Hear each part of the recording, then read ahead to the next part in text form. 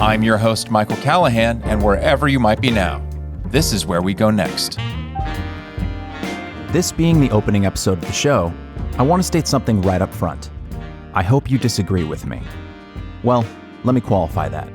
Healthy disagreement is foundational to a functioning society. And if we're going to disagree, let's be the best versions of ourselves when we do. I certainly have my views, which are going to shape the direction of this show. But I'm not the same person I was 5 years ago, and I imagine you aren't either. So as we grow and learn and change, let's allow room for others to do so as well. Our first guest has some great ideas about how to do disagreements better. John Wood Jr. is a national leader for Braver Angels, a former nominee for Congress, former vice chairman of the Republican Party of Los Angeles County, and a noted writer and speaker on subjects including racial and political reconciliation. John, thank you so much for joining me today. It's a pleasure to be on. Now, I first heard about your organization, Braver Angels. It was Better Angels at the time, around the start of 2019, and I immediately knew I needed it in my life. Tell us about what Braver Angels means to you and how you came to be involved with the organization as its national ambassador. Okay, well, what Braver Angels means to me, you've given that a bit of a philosophical framing. Let me just first remark on what Braver Angels is for anybody who doesn't know. Braver Angels is the nation's largest grassroots, bipartisan, although we're really sort of cross, multi-partisan, but chiefly though bipartisan organization dedicated to the work of political depolarization, meaning creating communication, dialogue, and ultimately collaboration between the two different major sides of the aisle. And so this is something that we do on to a degree, working with politicians and people who work in government, something that we do on college campuses. We work to a degree within and with partners in the media, but predominantly this is something that we do on the grassroots level. We are a membership organization, some 11,000 members who have paid dues to be members,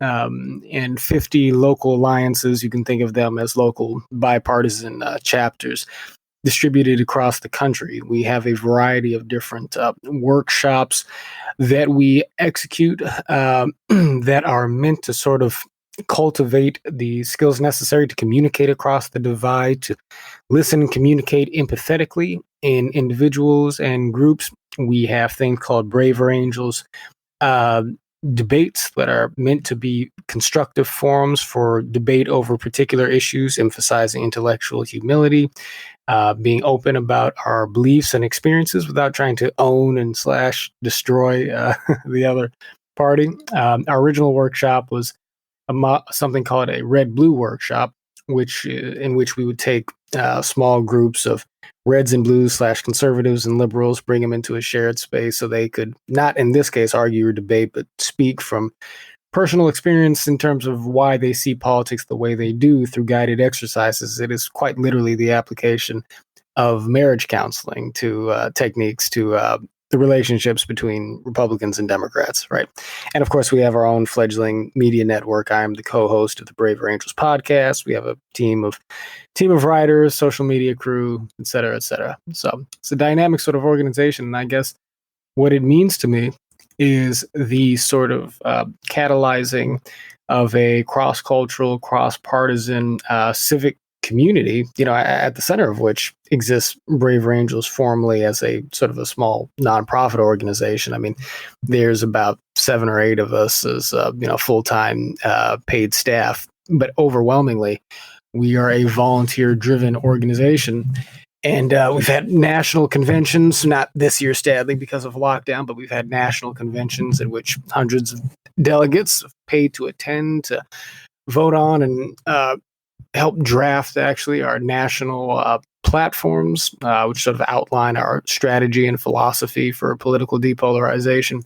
We really try and model the type of civic culture that we seek to catalyze in the rest of America, a culture in which our essential sorts of political relationships to each other are rested upon a foundation of civic trust, which itself is something that can only stem from a starting point of goodwill between the American people. We need to actually have a desire for one another's mutual benefit that is sincere and inwardly felt.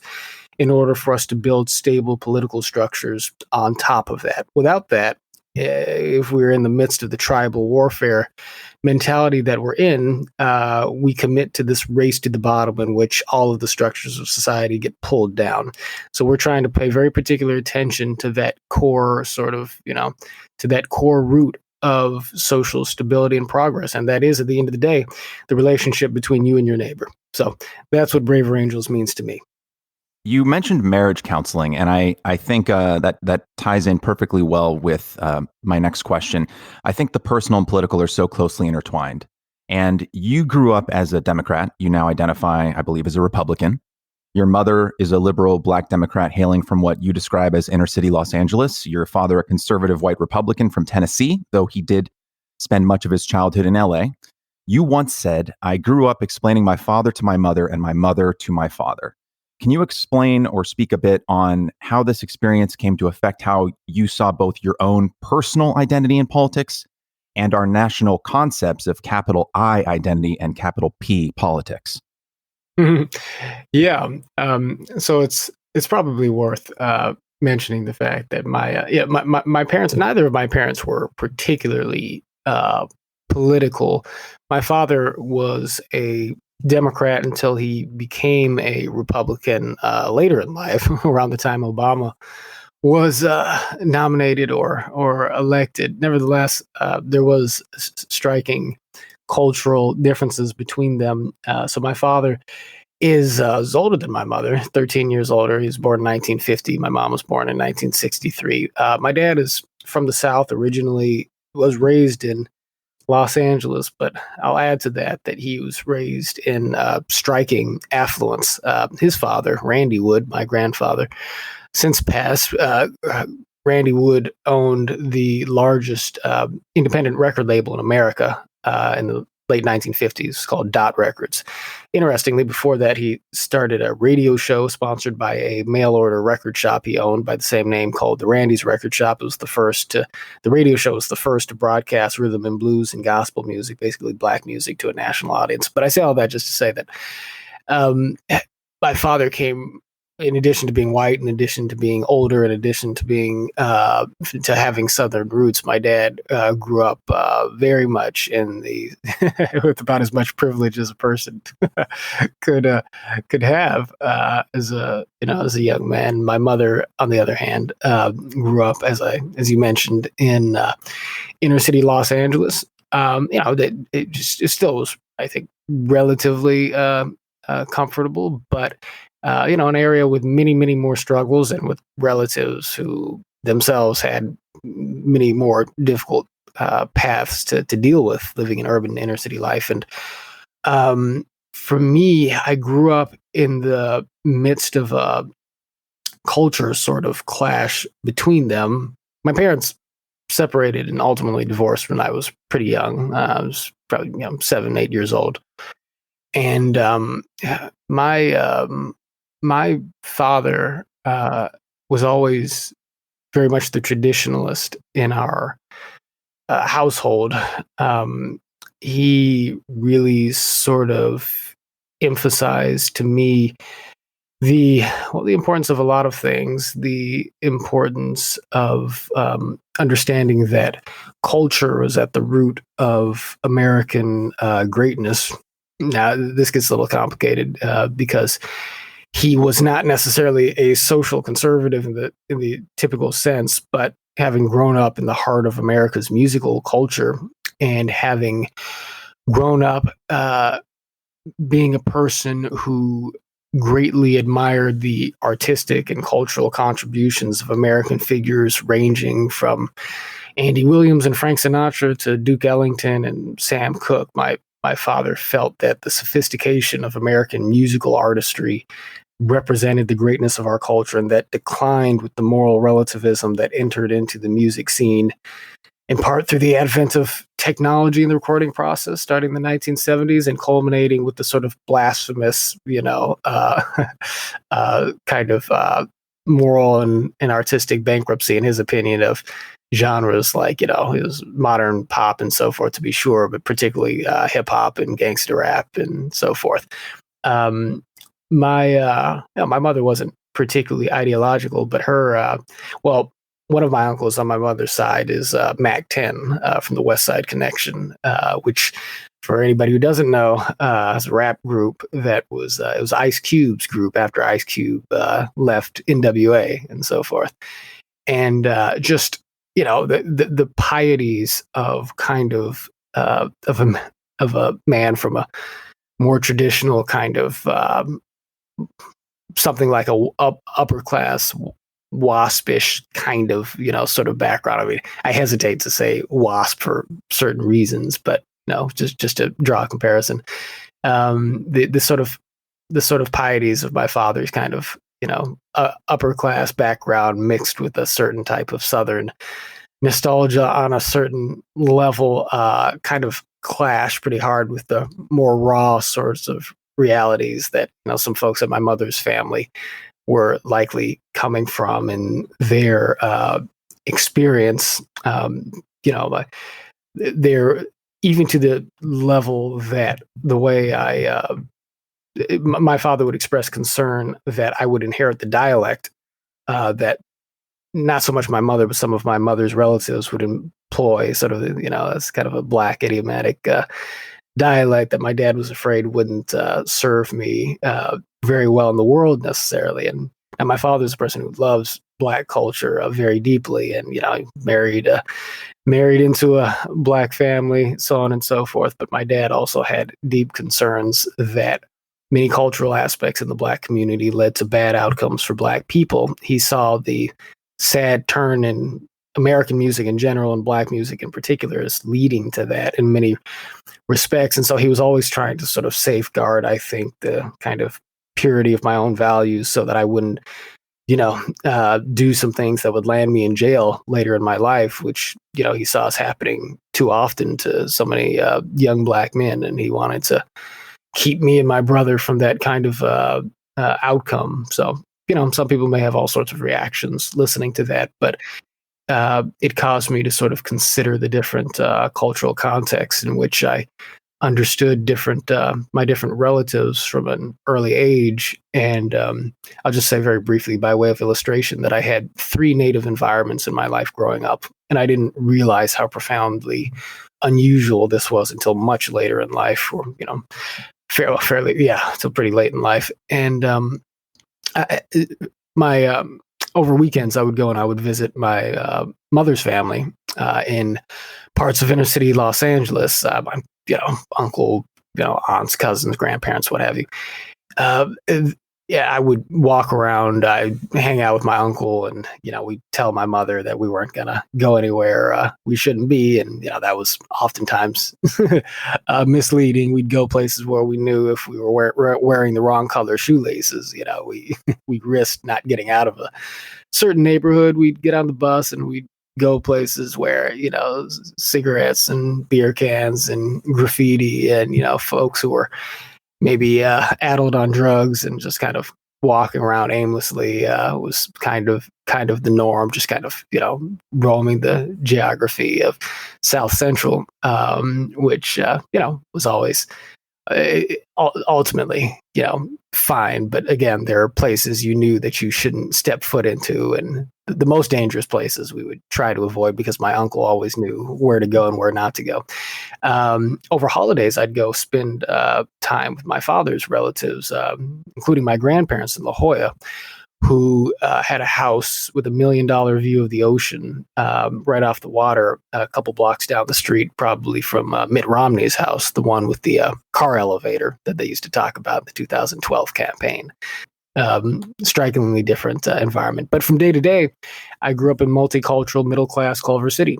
In my, while my parents were still married, and in our 3-color household, my mom being black, my dad being white, me and my brother being what we called tan at the time. That was, what my father originally told me. I asked him when I was 5, I said, "Your mom's black, right?" He said, "Yes." I said, "You're white, right?" He said, "Yes." I said, "So what does that make me?" And he said, you can't tell?" And he took my hand and held it up to me and turned the back of my hand so I could look at it. And he said, "You're tan." And I said, "Really?" He said, "Yeah." So from the ages of 5 to 7 or so, my self-professed racial identification was tan until I realized that wasn't technically a thing, But yeah, so that's just sort of the broad kind of context, I think, for how I grew up and how I was sort of comparative cultural analysis was kind of, I guess, required of me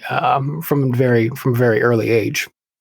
Yeah, I think your story, obviously, in a lot of ways is unique, but I think in other ways, there are a lot of common touchstones there, at least ones that I can personally relate to. So, the Armenian side of my family, my mom's side of my family, was kind of my first introduction to anything resembling wealth.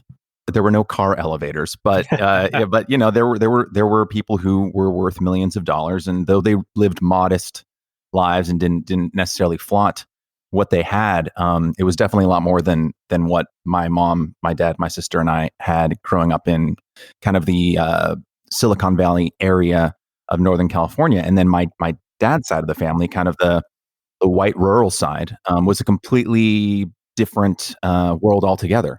Shotguns and ATVs, and it wasn't uncommon to see beer cans in open fields. And it's interesting. You had mentioned that in reflecting on the advice that your father was passing down, or the concerns that your father had about potential influences, I can understand why people would hear something like that and bristle, but I don't think that topic necessarily needs to be racialized, because I heard very similar stories of my own when I was in certain white rural environments, where it wasn't uncommon for my mother or father to pull me aside and calmly and politely tell me that there were certain behaviors or certain things that I might see being done, or certain ways of living, and they were trying to speak without judgment. But I could tell, even at a young age of 6 or 7 or 8 years old, that they were trying to steer me in a direction that was not the direction that they were witnessing. And I think I'm just reflecting now that I think it's a shame that sort of thing necessarily can be controversial, because I think that's just a parental instinct. Yeah. Now, of course, sometimes it can be overtly racialized, but not always. But speaking of your father's background, he, as you said, is originally from Tennessee. Currently, I suppose identifies as Republican. Came from a more, I suppose, conservative stock than your mother did. But well, I should say on that point, that's probably true. On the basis of the generational difference, primarily. My grandfather, Randy Wood, was a Kennedy Democrat. The Wood family was proud Kennedy Democrats. They were delegates to, he and my grandmother were delegates to his convention in 1960. And so, for the time, they were, I think, pretty liberal or progressive in their racial politics. But having said that, there was resistance, certainly, to my father marrying my mother in the Wood family. By the time I was old enough to be conscious of my grandparents, they were, I think, totally past it. I remember nothing but love for my grandfather and my from grandpa and granny. But there was still, even though my grandfather, I believe, was a man who would have embraced a more kind of forward-looking, and like I said, he made his bones in part lifting up black music, in the record business, and he always had a great respect for black people. That's where my dad's own love for black culture comes from originally. But Grandpa was still a man of his generation with certain attitudes, and himself entirely, reared in Tennessee and, the South of the 30s and 40s and so forth. So on that level, yes, you would say that they're more conservative, but my dad's embrace of a more kind of, Reagan to Tea Party to now Trump sort of, lineage of conservatism is a bit more recent. Speaking on your grandparents', relationship to your parents' marriage, while I was researching, I came across a rather interesting and startling fact. So in 1958, only about 4% of Americans approved of black-white intermarriage, which I guess looking at our history isn't all that surprising. In 2013, it was up to 87%. But conversely, in 1958, 33% of Democrats and 25% of Republicans wanted their child to marry someone in the same party. But by 2016, 60% of Democrats and 63% of Republicans felt that way. Mm-hmm. As our tolerance as a nation for, interracial marriage has gone up, our tolerance for inter-party marriage has declined. Mm-hmm. And how do we empathize and connect with those who we don't want to invite into our own families? So there are different histories, obviously, with respect to our racial polarization and then kind of growing tolerance of each other across racial lines. Although, I mean, this gets so complicated because on the one hand, we could tell ourselves a story where racism becomes dramatically diminished from the period of time that you reference, according to the very sorts of statistics that you reference, right? On the other hand, the kind of implicit bias and systemic racism narrative would suggest that racism has actually either remains as bad or has become worse since that period of time. And so I don't know how deep you want to get into any of that, but let's stick with the partisan point for a moment. The thing that was the case in the 1950s, which is in 60s, which became less and less the case in the 70s and 80s and is not at all the case now, is that in the 50s and 60s, and well, just prior to that as well, several things. The basic thing is that Republicans and Democrats were sort of ideologically somewhat heterodox within the parties themselves. You had in the Democratic Party sort of, more liberal New Deal sorts of Democrats whose, focus was on, sort of uniting the working class and building out the social safety net in the same party with, sort of socially conservative Southern Democrats or Dixiecrats who shared some of the same policy aims, but who wanted to maintain the, sort of the apartheid state of the Jim Crow South and may have tended to be more religiously oriented in general. In the Republican Party, you had a more sort of conservative, business-oriented class, which was, I think, probably largely concentrated in New England and in the Northeast, interestingly enough, alongside, Republicans, maybe you could argue Everett Dirksen in Illinois and other folks who still sort of saw themselves in the lineage of Abraham Lincoln and saw themselves as kind of George Romney, Mitt Romney's father, would have been a good example of this sort of Republican governor of Michigan, who saw themselves as being forward-looking on matters of race, even as they were generally more sort of capitalist in their orientation. And so what all this meant was that you didn't have the sort of tribal animosity between the political parties, because in one way or another, Adlai Stevenson as a Democrat would have been, more progressive in his racial politics and found common cause with a number of Republicans on this level, whereas Barry Goldwater would have had a constitutionally conservative interpretation that would have and did indeed appeal to many Southern Democrats who didn't want to expand the powers of the federal government to advocate for civil rights. You had ideological sort of through lanes in which liberals and conservatives in both parties, roughly speaking, would connect with each other, and therefore the party differential was not the thing that stigmatized anybody in that context. But particularly moving through the 1960s, and once you come out of that, you had a sort of an ideological sorting of the parties, which, or the American people into the parties for various reasons, which wound up with a situation where if you were left of center, you were increasingly Democrat. If you were right of center, you were increasingly Republican. And I think that when you introduce the shift in the news landscape, the media landscape, to where suddenly come the 1980s, you have CNN and the 24-hour news cycle. You get, not long after that, you get Rush Limbaugh, the advent of talk radio. Into the 90s, you get Fox News, and now we've got social media, so on and so forth. And suddenly there are these huge markets to appeal to people squarely on the basis of their partisan affiliation, based on their ideological disposition. Well, in that period of time, too, the political parties themselves start to rely on this idea of marketing themselves, targeting themselves towards people squarely on the basis of their being, conservative and therefore Republican, liberal and therefore Democrat. And suddenly the incentives of the parties, of the media, begins to drill into polarization, right? In other words, we can gain power and votes for our party. We can gain ratings for our network if we target folks on the basis of this narrower sort of political identity, as opposed to, trying to speak a language that can appeal to folks to one degree or another across the kind of party spectrum by lifting up whatever is more kind of universal to Americans, which isn't to say that politics hasn't always been divisive. It has been, but just the presupposition that, we're really just aiming at our people here in an explicit partisan way is just much more pronounced coming out of the 1960s. And so to your question, how do we empathize with people who we wouldn't want in our home?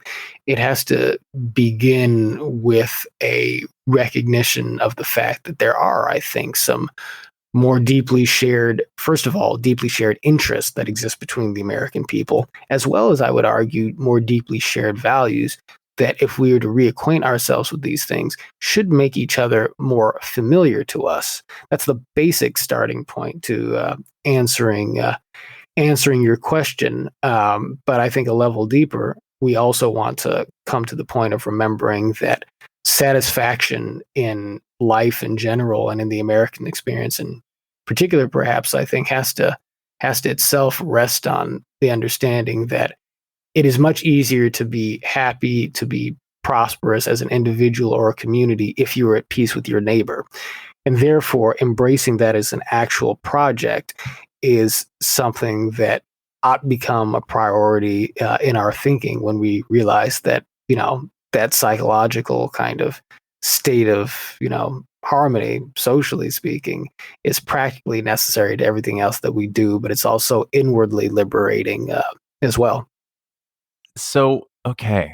The key to prosperity and happiness is being able to make peace with your neighbor. And I think why that is such a beautiful sentiment, but why it also fills me a bit, I suppose, with dread when I hear it, isn't because the sentiment is incorrect, but rather it seems that, especially over the last 20 years with the acceleration of things like social media, I once heard this phrase that there was never a better time in all of human history to be an introvert, right? Because now I'm an extrovert, so, Yeah. Social media is great, but, I would be fine without it. But what that joke gets at is that you can be completely by yourself. You can be staring at your phone or at your computer. You can be inside your house. You can never leave, and you can scream at your political opponents or your friends and family from the comfort of your own couch.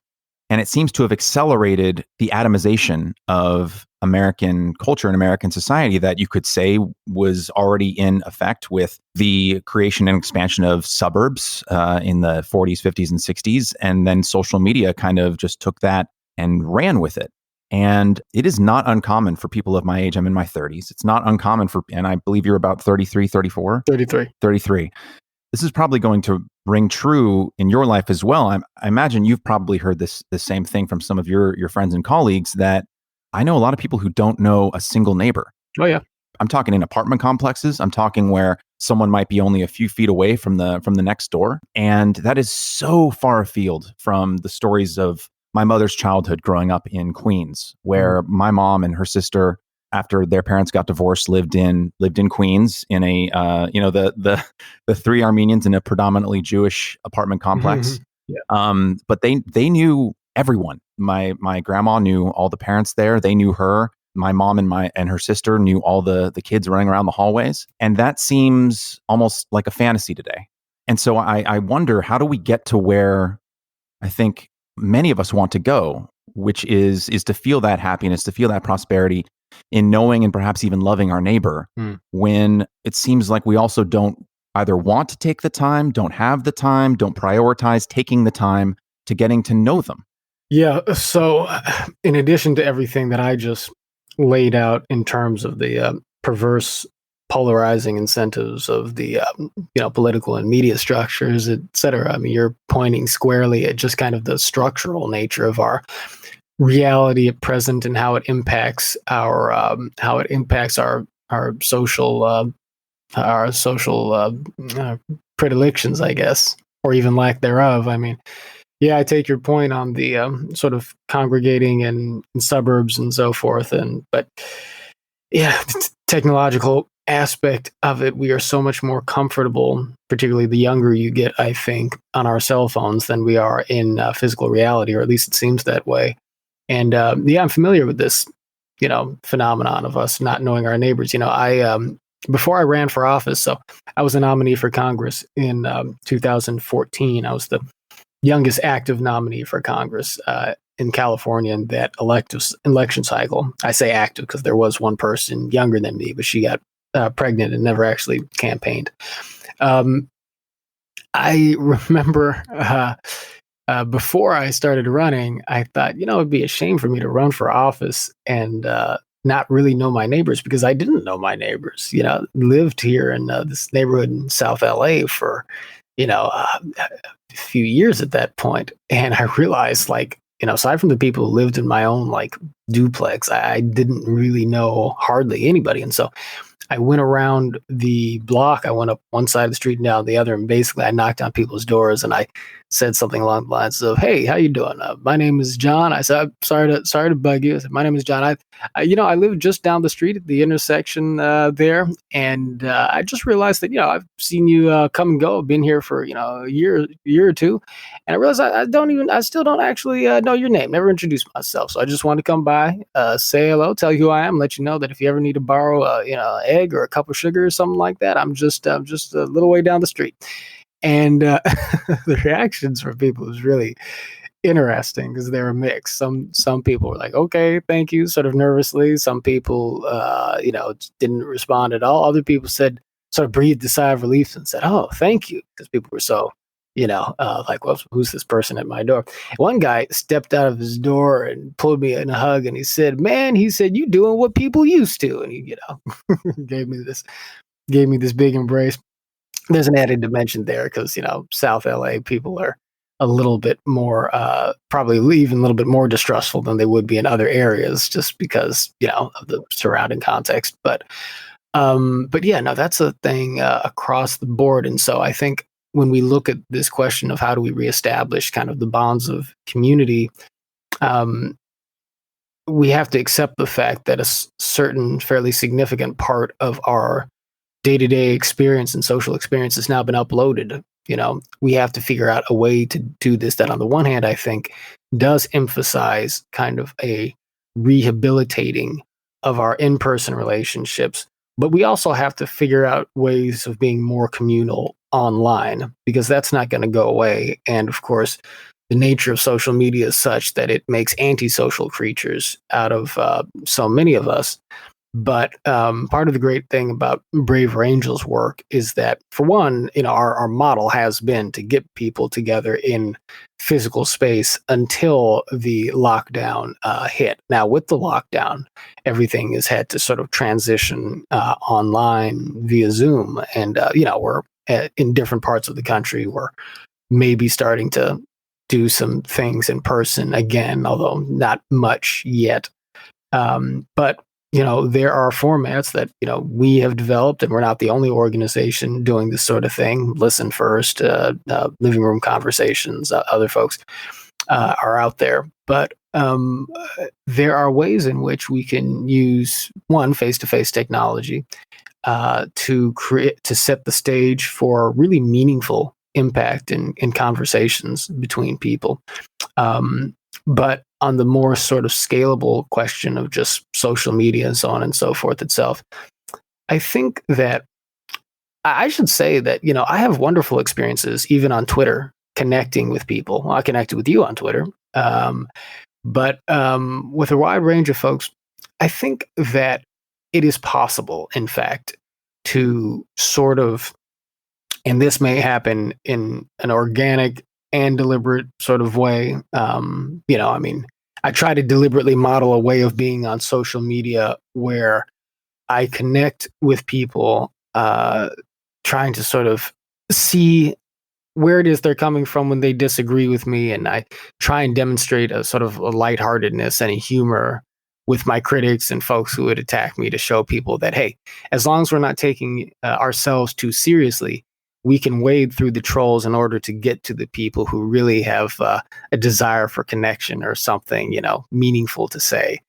And the more people who come to be comfortable doing that, the more the broader kind of like the lowest common denominator of social etiquette on social media can begin to shift.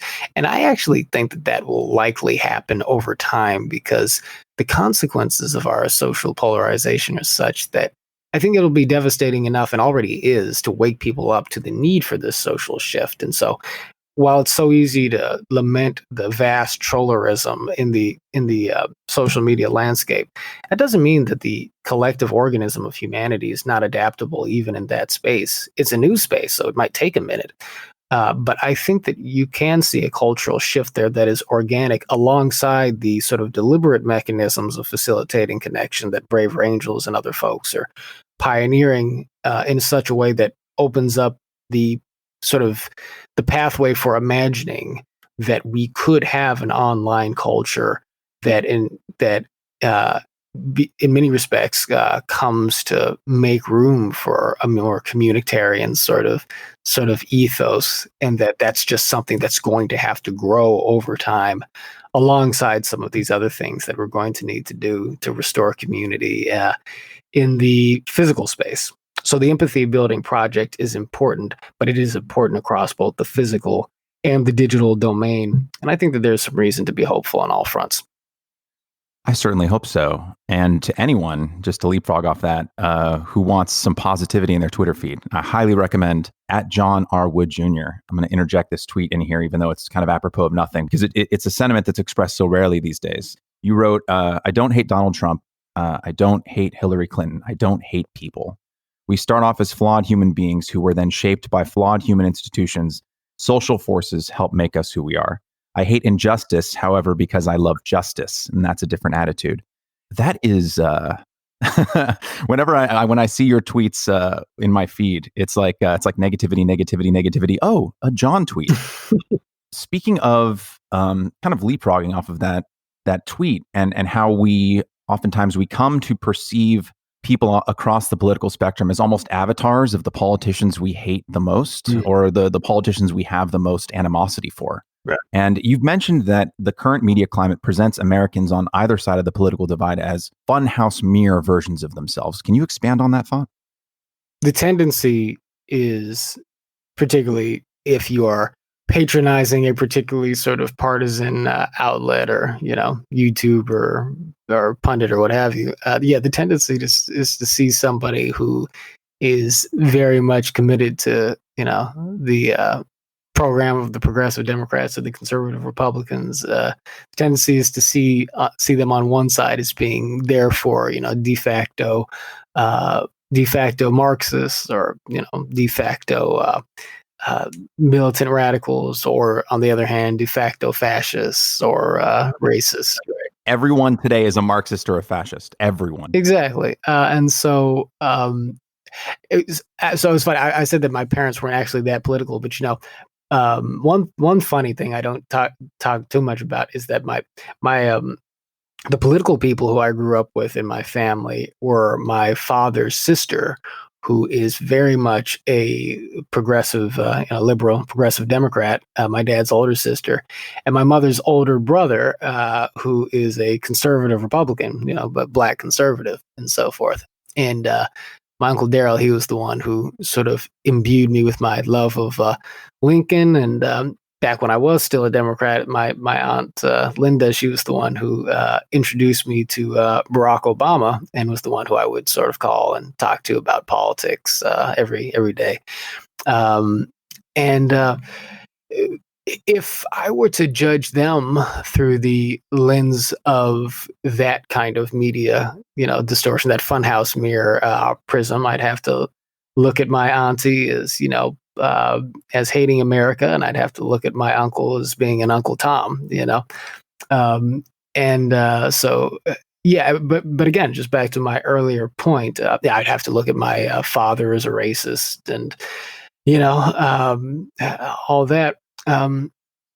But there's a market for that kind of funhouse mirrorism. There's a market for that kind of distortion, and it doesn't allow us to see the genuine sorts of moral foundations at play in people's political concerns. I mean, whatever you think about the Democratic program at heart, and the progressive ideology more specifically, at heart, on the social front, um, it tends to spring from a recognition of the fact that there is a history in this country which impacts our present, within which structures in society, from business to politics to religion, etc., have placed certain groups of people in disadvantaged positions, and that people have had to band together on the basis of their common interests as laborers,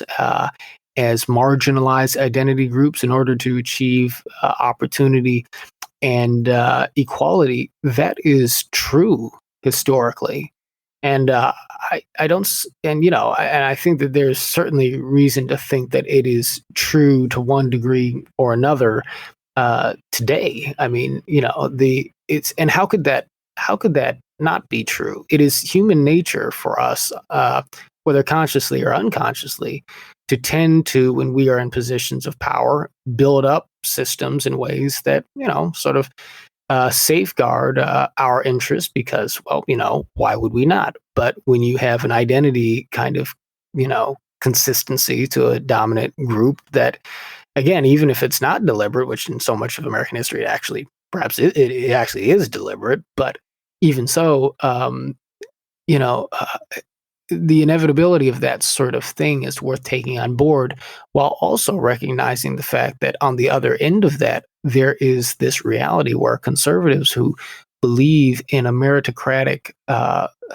conception of America, who believe in these ideals of liberty, in the value of tradition, anchoring our values in the sanctity of sort of our constitutional founding. Of course, liberals, I think many liberals at least believe in that too. But when you look at sort of the conservative moral foundations here, an insistence on the rule of law, how can you argue with the idea that ultimately, life is such as to where, if you're going to have things of value in a nation or a community that can, generate wealth, prosperity, and opportunity for all people, there needs to be an emphasis on individual responsibility. There needs to be an emphasis on our cultivating our own abilities to do things and build things for ourselves, to build structures that in turn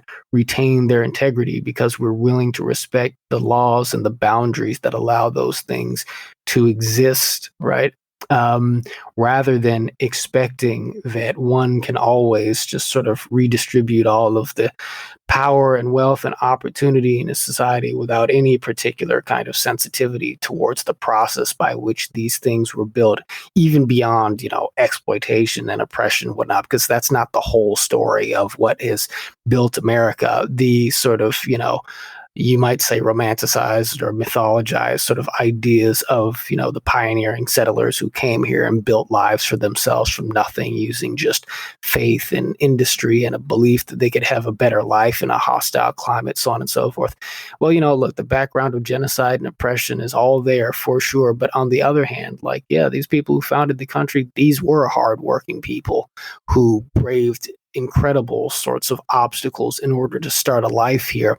And with the founding fathers in particular, I mean, with, folks like, Benjamin Franklin, Thomas Jefferson, John Adams, those type of folks, these were legitimately brilliant philosophical and political intellects who established sort of a structure by which people with dramatically, oppositional ideological and philosophical frameworks could actually translate serious political and philosophical and cultural tension, and even hostility to some degree, into actual progress for an increasingly diverse country of people. And diverse relative to the standards of the time, but still that basic structure has held intact all the way up into now, right? It may be teetering, it seems, but it is held intact basically all the way to this very moment. And so, that conservatives would want to preserve those attitudes or values that seem to be, at the core of maintaining that. Yes, why wouldn't they feel that way? So the question for us, therefore, becomes, well, how is it that we can see the ultimate harmony of these different moral foundations, these different sorts of philosophical and experiential concerns across the divide, so that we're not putting ourselves in the false position of having to choose between sacred things, because all of these things are sacred, and all of these strains of experience, I think, are ultimately, valid and legitimate, even if they don't always produce particularly rational attitudes or actions from the people who are animated by them politically in the moment. But how can we change that? How can we channel these energies into a constructive vision of our present and our future that melds these perspectives into something that is integrated, constructive, and honoring of the vast diversity of all of our people in a communal sort of way? That's, again, that is kind of, in a more fully fleshed out way, the empathy project in the context of saving America, from the structural level on down to the individual level, in terms of preserving the integrity of our relationships at bottom, to be able to do that. And that is just the imaginative pathway that I think we need to take if we're going to preserve an America that has all of these different things in the background, but that now needs to reconcile them more effectively than we have ever done before. One of the reasons why I think Braver Angels has a real shot at improving our political discourse, and one of the reasons I also wanted to do the show, I saw a article, I want to say from either last year or the year before, in The Atlantic, that talked about the exhausted majority. The average American, whether they're conservative or liberal, is a lot closer to each other than their quote unquote representatives in the media are, right? So you'll have someone on the left, in 2020 saying, we want to completely abolish the police. There's that article that was in the New York Times not too long ago that basically said, yes, we are serious when we say we want to abolish the police. And then there are people on the right side of the aisle who will say, well, the answer is just comply. All you have to do whenever you get into a situation with a police officer, if you only just comply. And of course, I come from a family that, especially my father's side of the family, it's a lot of cops, a lot of veterans. And I have a great deal of respect for what they do. And there are a lot of good police officers out there. But if the key were always, if you just only complied, and that would solve every potential issue, systemic in policing, even in America today, I think it would be a much easier solve. But there's that exhausted majority in the middle who can agree that there are real problems in policing, but whether they're no-knock warrants or issues of police brutality, in which you have a person who is complying, or a person who maybe even isn't complying but is not violent. I think that there's a lot of ways in which Americans can agree on a lot of things, and yet their representatives, and I do the heaviest air quotes I can possibly do when I say that, in the media, don't represent us. I think that perhaps the biggest obstacle, and you're going to have to give me a little bit of runway here on this question, I think the biggest obstacle Braver Angels has to overcome, and I'm going to get a little dark because I have faith that you can pull me out of here, is perhaps an insurmountable one, right? And I think that this problem is that even when Americans, when they can agree on a story, are actually not that far apart. I think that Americans are living increasingly in entirely separate realities depending on their political proclivities, right? So the list of events with competing realities is long, and it's getting longer. So there's Covington, right? Kenosha, Russiagate, Jacob Blake, Brett Kavanaugh, whether the OK hand sign is a secret white supremacist hand signal. It's to a point now where before one can even have a discussion with someone about a given topic, one must first figure out, covertly or overtly, where the boundaries of the person's reality are, right? So just take, for instance, in 2015, Obama's Department of Justice virtually made the case that Derek Wilson shot Michael Brown either in self-defense, or at least it was a justified shoot, right? And then in 2019, Kamala Harris and Elizabeth Warren state publicly that Wilson murdered Brown in cold blood. So these days, it seems, one simply cannot point to the sky and say, it's blue, let us discuss the sky. We must first ask the other person, what color do you see the sky as? And so as we lose so much time and so much goodwill and energy litigating the sky's color, that we barely have time to discuss the sky. And so I wonder, with Braver Angels and in our larger discourse, how do we bridge the divide if we can't even agree that there is a divide? Right. Yeah. The divide in Scott Adams, who I've talked to on my podcast, has this great analogy of sort of the American people are all sitting together sort of in the same movie theater maybe, but we're looking at like two different movies on a split screen and thinking that we're seeing the same film, right? And so it's just another way of framing your point. But the truth, therefore, is that we need to become better acquainted with the storylines that one another are consuming beyond just sort of pejorative, like, okay, I know what they're talking about on Fox via MSNBC, and therefore through the, series of pejorative, like, representations of what the other side is talking about, I can assume that I know what it is they think. In the Braver Angels in our Red Blue workshop, the marriage counseling workshop that I mentioned before, marriage counseling, so to speak. One of the exercises that we have in that is something called a stereotypes exercise, where each side will list a number of stereotypes that the other side holds about them. For conservatives, and there's generally some consistency to this, for conservatives, they almost always start with the idea that they're racist, and then it may go to the idea that they hate poor people, that they're anti-science, and so forth. Whereas folks on the left may say, oh, well, conservatives think that we hate America. They think that we mooch off the government. We want to take everybody's rights away. We want to take everybody's guns away, so on and so forth. Each side will list those stereotypes and then present to the other side, how they see the other side as seeing them. But what we also ask them to do is to remark on the kernels of truth in those stereotypes. And so conservatives will frequently say, well, we're not racist. Certainly not in general, but there are some racist elements in our party. And when they say that, they generally say, and we need to be, vigilant and more adamant about making sure that those people don't have a place in the Republican Party. You'll have Democrats who will say that, well, we're hardworking Americans too. We work hard for our families and we provide for ourselves, but there are some people who do game the system, some people who do exploit public benefits, and we should be less tolerant of that.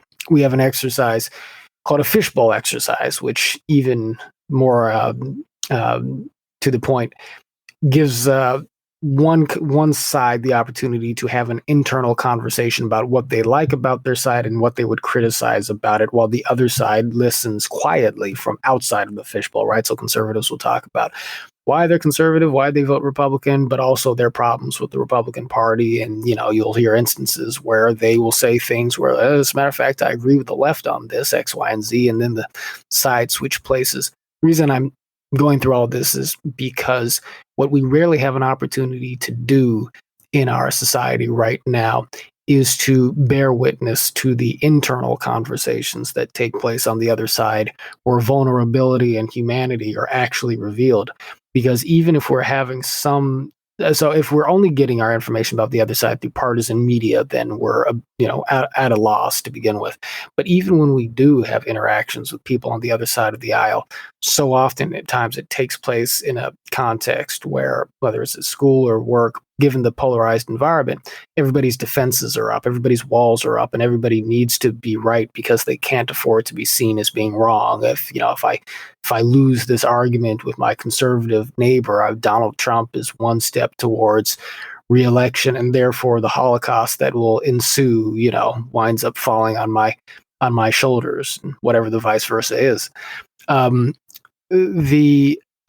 Therefore, though, what needs to happen, and ultimately what we're working towards at Braver Angels, in concert, I think, with other partners and, eventually serious capital, I think, is going to need to come into this. But there needs to be, I think, there needs to be a landscape or an architecture in our larger media structure, which I think there is space to really begin this in the digital sphere to start with, wherein we're able to build up sort of the architecture for being able to see the lived experience and the internal reality of folks on the other side in an empathetic way needs to be something that comes through in media content and movies and in YouTube videos and podcasts in a way that's able to touch the millions with, I think, open windows for understanding just who this guy with the MAGA hat is, and in Jacksonville, Florida, or Natchez, Mississippi, really is, or just who this person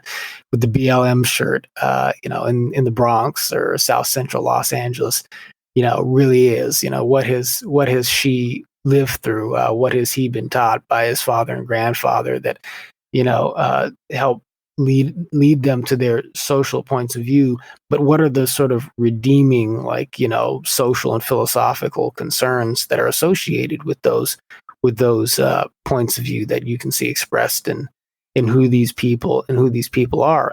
And I think that if we can, on the one hand, continue to refine, build, and scale these sort of active community building practices that Brave Angels and other folks are pioneering, while also ultimately building up sort of a media and a messaging architecture to help sort of amplify and broadcast the stories that come from the heart of the American experience on different, from across the spectrum.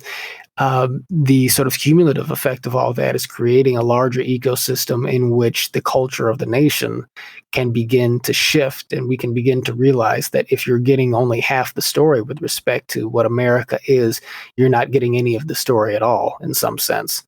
And so building that cultural counterforce becomes itself a countercultural revolution, if you will, but of a unifying variety, right? And the truth is the obstacles are obvious, but ultimately there's no reason why that can't happen. And the one thing that ought to give us some confidence that it probably will happen at some point is that the fact that Americans like you and me and many other folks actually do see the need for this. The question is just, how do we untangle the knots that are already tied by our current sort of relationships to powerful, polarizing institutions and our current confusion over these different narratives?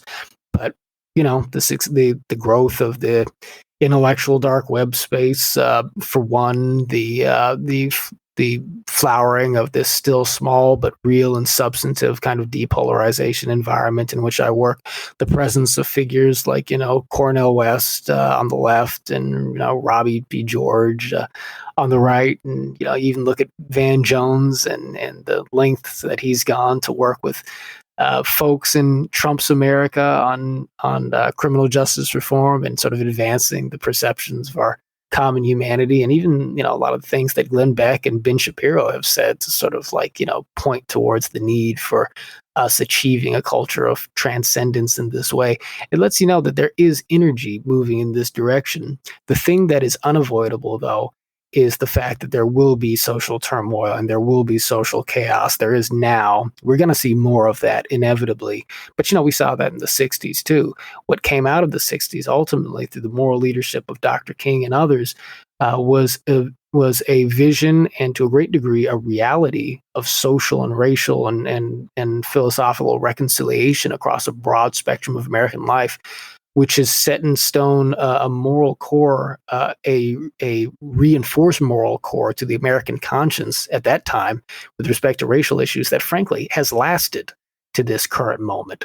The problems we have are always connected to history, but this idea that, that ultimately our bonds to each other have to transcend our skin color. That was not necessarily a mainstream position, for most of American history. It is today. And so, these types of leaps forward in our ethical consciousness are not only possible, they have happened and even happened in relatively recent history. They can't happen again. A lot of people who aren't super familiar with Martin Luther King can often forget that one of his last projects was bringing working men and women together in a multiracial project right before he was assassinated. And I agree that we are much closer in many ways, despite what the media might have us believe otherwise. Yeah, their project was to achieve employment for Americans, jobs and opportunity. He'd shifted to a very sort of square confronting of economic inequality, was moving in a strong labor direction. There was something that you mentioned, and you have used this phrase several times, and it stuck out to me because I come originally from a Christian background. I guess I would currently be considered agnostic, but you keep mentioning a phrase, bear witness, to someone who might come from a different political tribe than you do. And I'm mostly familiar with this phrase in a religious context, in my upbringing as a Christian. And that kind of brings me to, I don't know what other way to say it, in a measured and eloquently written essay you wrote for Braver Angels magazine. It was entitled, There Are Evils Worse Than Racism. You wrote, quote, "The anti-racist and politically correct activism of our modern moment, as it applies to our mainstream cultural conversation, has the effect of foreclosing forgiveness and redemption, not just for true crimes rooted in prejudicial hatred, but also for mere social trespasses," end quote. And a little later, you wrote, quote, "It is legitimate to find prejudice offensive, but if society does not reward those who repent and seek forgiveness for their prior perspectives, what incentive is there for those seized with racist attitudes to abandon them," end quote. And I feel that there is a rather stunning disconnect happening in a lot of folks who describe themselves as liberal or left of center, which I would personally identify as, between their views on criminal justice on the one hand and prison reform, and their views on issues of racism or sexism or bigotry, prejudice, right? On the one hand, they can see the need, the very real need, and in my opinion, they rightly advocate for rehabilitation, grace, forgiveness, right? For the drug dealer, the thief, the murderer. They understand that a society functions truly well only if it doesn't cast these men and women aside like garbage for a lifetime, as if they are defined only by their regrettable and even sometimes heinous acts, that they can become better, that they can be better. And they understand that we as a nation should strive to help them get there, right? That it's part of the social contract. But this grace that is extended for the thief and for the murderer, whether it's real or occasionally on social media performative, it's not extended to the bigot, right? It's not extended to the racist or even someone who isn't racist to their core, but perhaps said a racist thing in anger or error or what have you. What are your thoughts on this, and how can we get closer to a society where we offer grace to both the burglar and the bigot? That's well said. Sam Harris has, he's remarked on this irony wherein it seems like in the quarters that you mentioned, at least, there's this phenomenon where the more heinous your transgression, the more eligible you ultimately are, perhaps, for forgiveness and redemption. For you can be a person like Christian Picciolini, for instance, who I've spoken to before, former neo-Nazi who brutalized people early in his life, but who turned his life around, and now, of course, works tirelessly to liberate other people from the psychological, chains of the white supremacist. The explicit and deep white supremacist ideology. But if you are, I guess, a public figure who says something off color, or even there's a professor I saw in a tweet who apparently has been suspended. USC. Yeah, is that right? He was making. He's like a linguist, I think, and he was sort of demonstrating how, I don't know, I guess the differences between different, phonetic sounds in different languages. So he was just demonstrating different syllables, and he got to saying, in speaking of Mandarin or something, he started using the sound at nega, which I guess is a it's a filler word. It's basically the Mandarin or Cantonese equivalent of or or. Russell Peters, who is a comedian out of Canada, and actually a super popular comedian among Asian communities in Canada, America, abroad. He has an entire bit on this about when he I believe he was visiting China for the first time, and I think he was at some fast food place, and it was his very first time hearing that filler word, right, which sounds very similar to the N word. But of course, it's not. It goes back, decades, if not hundreds of years in this language. And when you first hear it, of course, it is very jarring. But it has absolutely nothing to do with the terrible word that has a deep history here. Right. But you're absolutely right. This USC professor was put on leave because students in his class who are Black said that it caused them mental trauma. Yeah, precisely. I'm glad that you know this story well. I was going to give a very clumsy representation of that.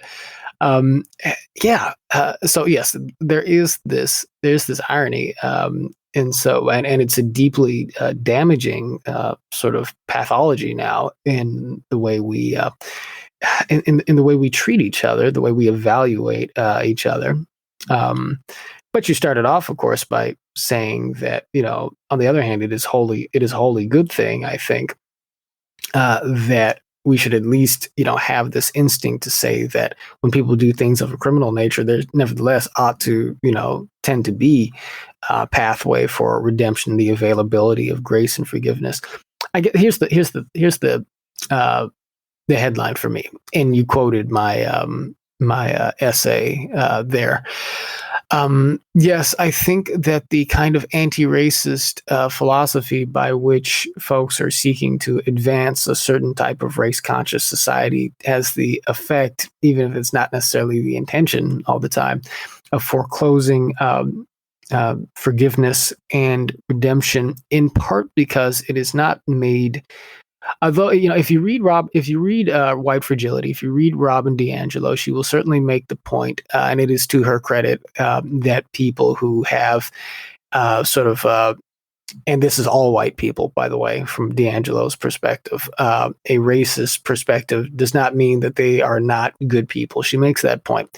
But when you see people who are speaking from an anti-racist posture, the emphasis that comes across is that what is really demanded of, in this case, of white people in particular, is kind of a preemptive kind of contrition for the fact, and it is a fact in their point of view, that they are racist and they have certain sorts of problematic perspectives. And if that contrition is not offered, and if they transgress sort of, the new norms that we would like to insist upon in terms of their social behavior, if they do not offer themselves in sort of a self-flagellating sort of, prostration, then, their position in society ought to be sort of, sacrificed for this greater good of, larger racial equity and combating racism. That gives people a sense of license, which is, very obviously expressed in Twitter, but we've seen Twitter sort of, my friend Brett Weinstein, I think, probably put it this way: we've seen Twitter spill out into the real world in very conspicuous ways.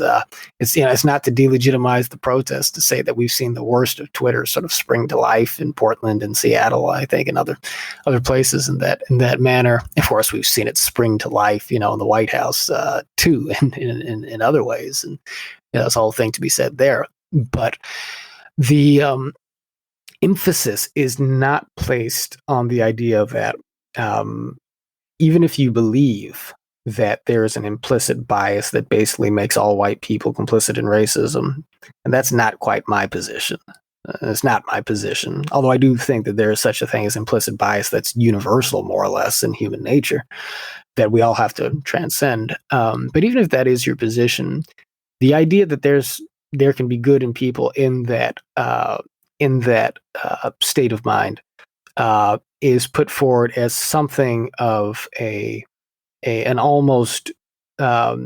I mean, I think she's honest in this, but it still comes across as an almost begrudging kind of like concession from Robin DiAngelo and other anti-racist thinkers. But the idea that there is innate human dignity, thoroughness, this concept of personalism, that there's a core dignity and goodness to be touched, to be spoken to through the vehicle of love for your fellow man, for your oppressor, even, right? And perhaps especially. That ethos is at the core of the nonviolent philosophy of Martin Luther King Jr. and Bayard Rustin and others, a philosophy which very much deliberately echoes and amplifies Christian themes of grace and mercy and forgiveness and redemption, as well as teachings of Gandhi, and it has other sources as well. And that emphasis is so vital and so missing in the anti-racist sort of perspective, because it blowing past the whatever the logic or rationale may be behind the social or political program being advocated in any particular ideology, when you signal the fact that, hey, you and I are about to have a meaningful sort of, interaction or even confrontation on the subject of a social question. And Dr. King is always sort of the greatest example of this. John Lewis too, though. I am not going to hold back in speaking the moral truth to you as I see it, right? And you've got a lot of emphasis on truth telling in the anti-racist movement. But part of the truth that King articulated was that, nevertheless, you are my brother. And the aim and goal of my telling you the truth is to set the stage for us to be reconciled to each other, for us both to embrace truth together at the end of the day, and to walk together in brotherhood and friendship, right? You are my brother and I see your humanity. That is the emphasis of the nonviolent philosophy and the framing within which that truth-telling takes place. There is, I think, some sort of lip service played to some of that in the anti-racist literature, but it is not the emphasis. The emphasis is on people's need to kind of submit to the demands of the ideology in the name of submitting to truth. And so the authoritarian kind of overtones of that some people perceive, it's pretty easy for me to see what people are responding to in that, and why it, and there are a number of other reasons, but why it provokes such a kind of defensive reaction. And it's interesting because the spectrum of reactions to kind of the anti-racism movement seems to be, on the one hand, if you accept it in this way of sort of prostrating yourself before it and sort of flagellating yourself for your sins and kind of a sort of a self-immolation, which is a bit strange. It doesn't seem like it's a healthy or particularly graceful thing. The pathology of white guilt is a real thing, and I think white guilt can be a pathology, or it can be kind of it could just be a healthy recognition of the fact that, look, as a people collectively, we've got a history that has led to some terrible human outcomes, and even if I didn't do what my grandparents did, I admire anybody who says, let me take it upon my own shoulders to make right what, maybe my ancestors made wrong, or what my country made wrong in the past. That is noble and good, I think. But this sort of, but there's a level down from that, that is, I think, strange and unhealthy. So you get that reaction on the side of many folks who would want to call themselves allies, or you get many other folks who look at this whole program as, again, being authoritarian in a way that is not only brutish, but that defies logic. And so they either tune out these arguments, or they perhaps run into the arms of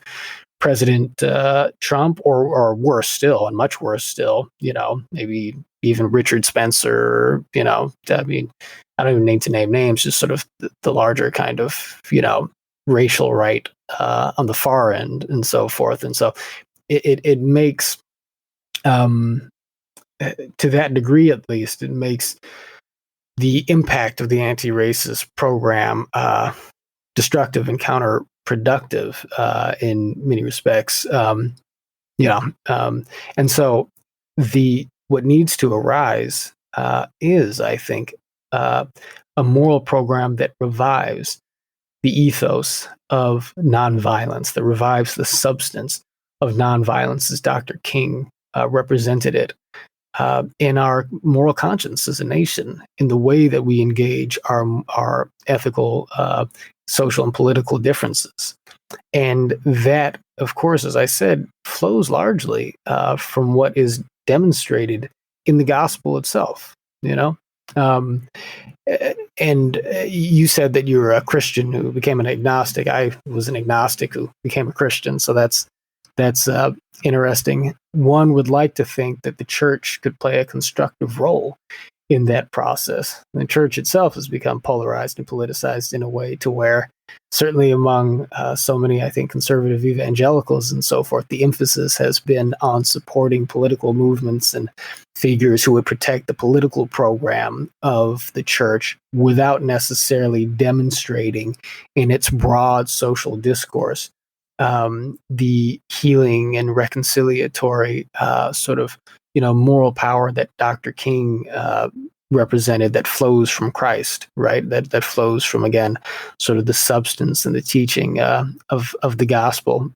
There is this watering down of the mission of the church into something that is more political than it is spiritual in many respects. And so, this breakdown that we see, it's not just a matter of the anti-racists on the left. I mean, I think that there's issues with the church, including the conservative-leaning church in America, but still the power of love, as it's expressed in this nonviolent philosophy, imbued in sort of civic activities that allow us to transform our internal relationships to one another, augmented through the sorts of practices that we set in place and braver angels, flowing up into sort of a flourishing kind of media culture, perhaps beginning in the digital space that we're already seeing the growth of, or the evidence of beginnings of, in different parts of the digital landscape. There is a path, for a tree of life of sorts to grow in this movement that can bear some fruits towards spiritual and moral and ethical transformation in the heart of the American people, so that we can begin to see each other for who we really are past the politics, right? To sort of understand that, if you're progressive or conservative, we all have some moral and intellectual instincts that, if we take the best of each other, allow us to build something that is bigger and better than the sum of its parts, and really that is, in a way, kind of what brought, this country into being on the idealistic level, the constitutional process, so on and so forth, for all of the surrounding travesties and tragedies. These were men who had to band together in a difficult moment to build something on the basis of the best of what they saw in each other and each other's philosophies, while putting aside, sort of the worst in each other's instincts and sorts of, lower natures, if you will. And it wasn't a perfect project, and whatever I'm describing here isn't going to be a perfect project either. The question is, do we move forward or do we move backwards? And I do think that there's a path to moving forward that preserves the promise ultimately of the American project. And I think we ought to be committed to that. John, what I love about the way that you answer questions, the way that you pose questions, whether it's on other people's podcasts or on your own, which I think from a selfish perspective find frustrating, is that each of your responses, everything that you say, if you could see the chicken scratch that I've been writing throughout the course of this discussion, there's so many branches that I would just absolutely love to go down. there's this saying with Guinness, right? Guinness drinks like a meal, right? And every time I listen to you talk about a given subject, it feels like I'm at a buffet and there's just food that's being piled onto my plate, and I'm both excited and wondering how I can eat it all. I could literally continue this conversation with you if we had unlimited time for hours on end, because I think that you've imparted a lot of wisdom today. And where can people find you online? And are there any other recommendations outside of even your own projects that you'd like to steer people towards? Yes. Well, thank you very much. It really has been a pleasure and a good way to start the morning. And so, I would love for folks to keep in touch with me on Twitter, as you said, at John R. Wood Jr. That is, Junior as in JR. If moved to do so, please check out Braver Angels and join us as a member if you can at braverangels.org. But I would also like to give a shout out to my friend Pierce Godwin at the National Conversations Project, who's doing good community building work, working with a variety of different organizations. My friend Devlin Molyneux at the Bridge Alliance. Oh goodness, they're so many folks in the broader space worth mentioning. Joan Blades was the founder of MoveOn.org, but she has an organization called Living Room Conversations, which does terrific convening work.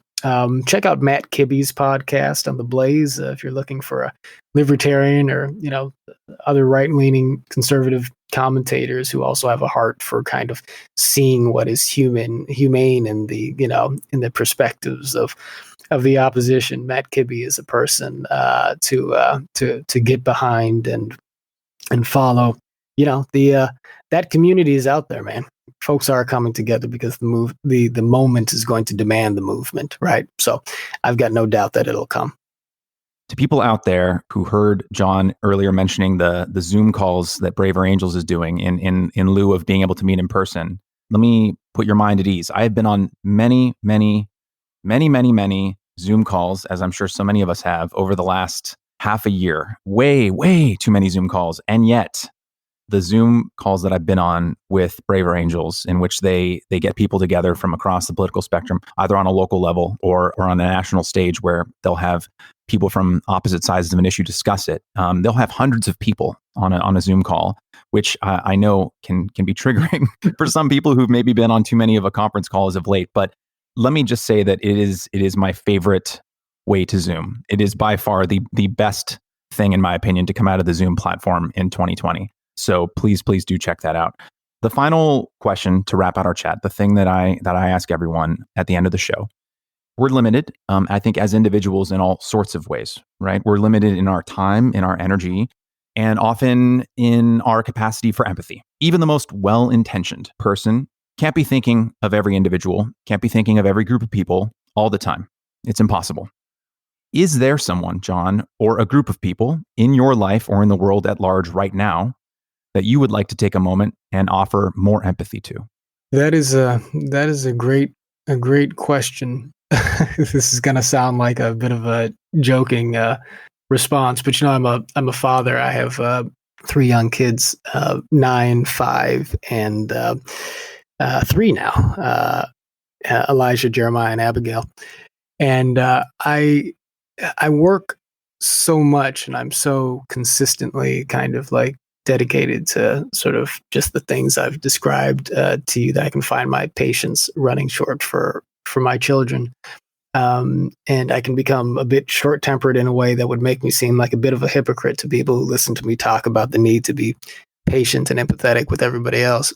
But it makes me think that in addition to my own children, having empathy for the children, adolescents in this country, they're growing up in a very strange time, not just because of the social turmoils we're seeing, but because of the way in which technology is framing sort of the landscape of their reality. And even though it's easy to poke fun at some of the ideological excesses that you see coming from young people, maybe stoked by some of their elders and, the Academy or Entertainment or wherever else. But there is, nevertheless, I think a strong urge towards reclaiming a life of meaning, that is expressing itself in social activism and whatnot, that speaks well of, this younger generation, and speaks well of something in the heart of America. And, I look at my kids and I know that they're going to want to find meaning in their own lives too. And so for me, being patient with them now is the only way I can kind of be a good guide to them, and so not looking at the young people in our society as like obstacles to what it is we want to do. But, young people are always going to be misguided in one way or the other, just like old people are for that matter. But, being willing to look at, even your most wild-eyed, like young activists and so forth, your niece, your nephew, or whatever, as still being, somebody who is capable of growing, capable of maturing, and ultimately kind of, leading a beautifully renewed nation. That's something that we want to master, the empathy that can allow us to see them in that way. And so, your question took me a little bit by surprise, but that's my honest answer. Well, thank you for sharing that, John, and thank you for joining us. It's been a real joy having you today. Yeah, thank you very much. I appreciate it.